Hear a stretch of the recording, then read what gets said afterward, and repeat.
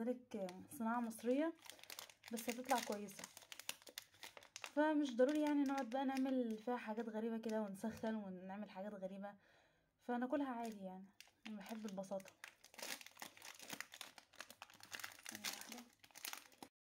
يا هلا بالعوده، ازيكم عاملين ايه؟ يا رب تكونوا بخير. بقالي كتير جدا جدا يعني ما صورتش فيديوهات. في ناس كتير جدا يعني استغربت ان انا ازاي ما بصورش فيديوهات فجاه، ولكن انا كنت تعبانه وكده، بس الحمد لله رجعنا تاني. شكرا لكل الناس بجد اللي سالت عليا. انا اتفاجئت بجد بكميه كومنتات كتيره جدا. في ناس كتير جدا بتدخل الكومنتات تكتب لي انت فين، مستنيين فيديوهات، يعني حاجه كده اخر جمال يعني. وبجد سؤالكم عليا الفتره اللي فاتت بيفرحني جدا يعني، وبيخليني عارفه كده ان في ناس يعني حابه المحتوى بتاعي او حابه ان انا اكون متواجده دايما على اليوتيوب، وبجد يعني حاجه فرحت قلبي كتير. فقلت النهارده لازم اعمل فيديو كده واكسر دايره الانغلاق اللي انا كنت فيها دي، واكسر كل حاجه واعمل فيديو النهارده وارجع تاني بفكره جديده او بمحتوى جديد.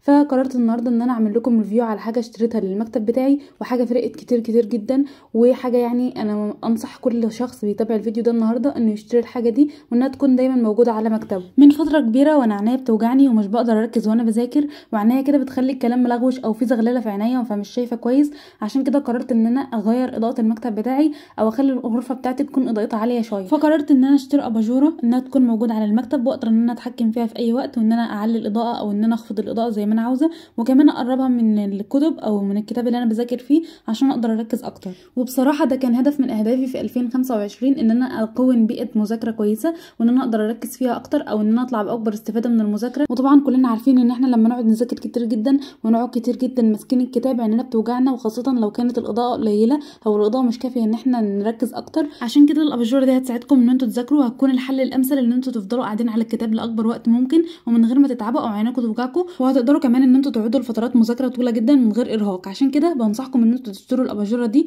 وخاصه بقى انها تساعدكم كتير جدا، فهتقدروا ان انتوا تستثمروا فلوسكم فيها وتطمنوا يعني مش هتضيع فلوسكم على الفاضي، بالعكس هتفضل معاكم بدل السنه 2 وهتفضل معاكم دايما وهتستفيدوا منها. فعشان كده هتتعودوا اصلا عليها، حتى لو هي باظت ممكن تجيبوا واحده تانية، بس هي اصلا من تجربتي معاها او من استخدامي ليها بتفضل وقت كبير جدا وبتشتغل يعني، وتحط لها اكتر من لمبه. لو انت عاوزه مثلا اضاءه مثلا صفرا ممكن تحط لها لون لمبه اللي هي لونها اصفر شويه، ممكن لو انت عاوزه اضاءه بيضه مثلا تحط لها لمبه بيضه انها تجيب لك اضاءه بيضه مثلا للمذاكره او كده. واللي بيحب طبعا اللي هو الاسترخاء او انه يحط اللمبه اللي هي صفرا شويه بيحط عادي وبتستقبل اي لمبه عادي. بالنسبه لسعرها يا جماعه فهي مش غاليه قوي، وكمان هي في انواع كتير جدا منها، فانا اخترت ابسط نوع اللي احنا بنحط له اللمبه اللي احنا عاوزينها وبنتحكم فيه زي ما احنا عاوزين، عشان برده ما تبصش مننا كل شويه. واحنا طبعا عاوزين حاجه عمليه معانا ان احنا نقعد فتره طويله جدا على المذاكره من غير طبعا ما نقعد نشغل بالنا باللمبه، لا البتاعه اتقطعت مثلا او باظت، لا باظت اللمبه، لا الحجره اللي فيها خلصت، لا انا اخترت حاجه عمليه انها تفضل معايا وان انا شغاله زي ما انا عاوزه،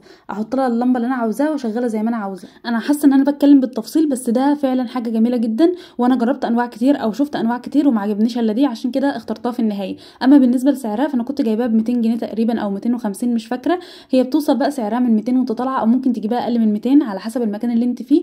ممكن مثلا تجيبها من 200 او اقل من 200، او ممكن توصل ل 250 جنيه وانت طالعه بقى، بس اكيد اسالي في كذا مكان او اسال في كذا مكان هتجيبها بسعر كويس. فلو انت مهتمه جدا او انت مهتم جدا بادوات المكتب فانت ممكن تشتري دي، لانها اهم حاجه او اهم حاجه خالص في الادوات دي كلها. يعني انا اشتريت حاجات كتيره جدا وممكن ما اكونش عملت لها ريفيوهات كتير على القناه عندي، بس انا بقول لكم على دي لانها حاجه مريحه جدا، وسواء ولد او بنت هتنفعكم كتير جدا في المذاكره. في ناس كتير كتير جدا سالتني في الكومنتات عن نوع الاباجوره، عشان كده انا قررت النهارده ان انا اقول لكم على النوع بالتفصيل وعلى الاسعار كمان، عشان لما تروحوا تشتروا مثلا ما تقعدوش تحتاروا كتير وتدوروا كتير مثلا او تشتروا حاجه مش عمليه. فانا حبيت اساعدكم مش اكتر. وبالنسبه للناس اللي مش بتهتم بالمكتب بتاعها او بالبيئه اللي هي بتذاكر فيها، فانا حابه انصحكم ان انتوا تزودوا اكتر اهتمامكم بالموضوع ده، لانه هيساعدكم كتير قوي، وهيساعدكم دايما ان انتوا تذاكروا اكتر وتذاكروا لفترات طويله، وكمان هيساعدكم كده وان نفسيتكم هتكون مرتاحه في المكان اللي انتوا بتذاكروا فيه اكتر.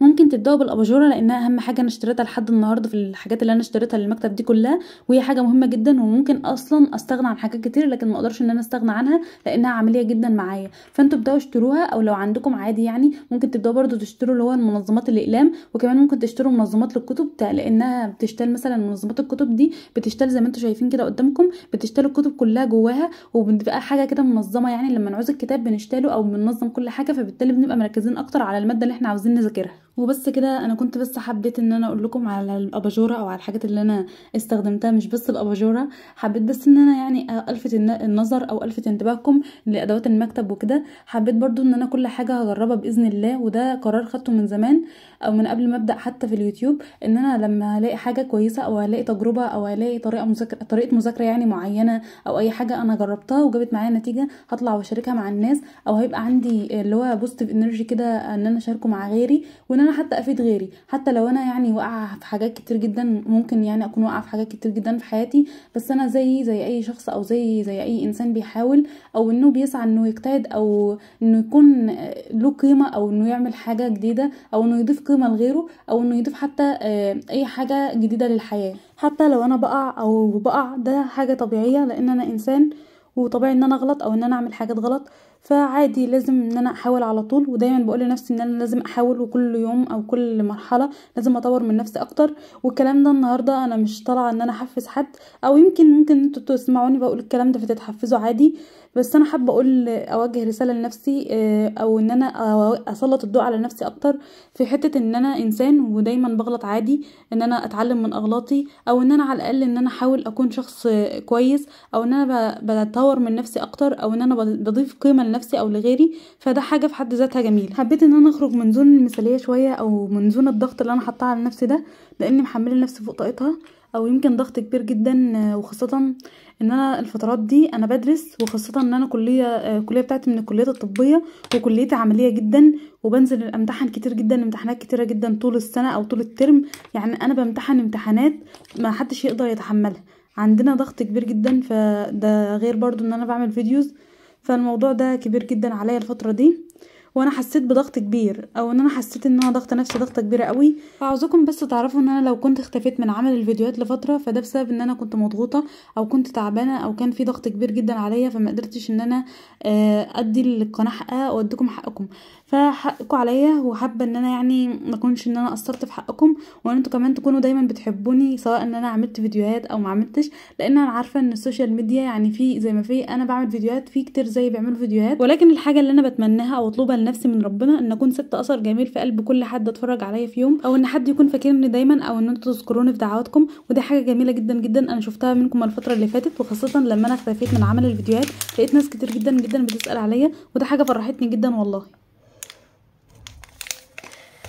ومش عارفه ليه الصراحه، يعني لازم نجرب دي ونعمل فيها حاجات غريبه كده ونسخنها ونطلعها. يعني انا حاسه انها يعني حاجه جميله، يعني انا اول مره اجربها، بس انا حاسه انها يعني هتبقى كويسه، لان الريفيوهات بتاعتها كويسه. ده غير كده يعني ان انا حاسه انها يعني مش غاليه قوي، ومع ذلك صناعه مصريه، بس هتطلع كويسه. فمش ضروري يعني نقعد بقى نعمل فيها حاجات غريبه كده ونسخن ونعمل حاجات غريبه، فناكلها عادي. يعني انا بحب البساطه.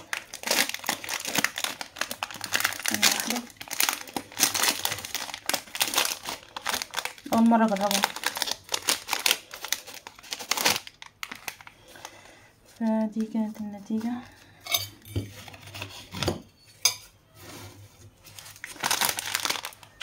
وانا بحب اشرب مع الحاجات دي شاي، فعملت شاي وهنجربها واقول رايي.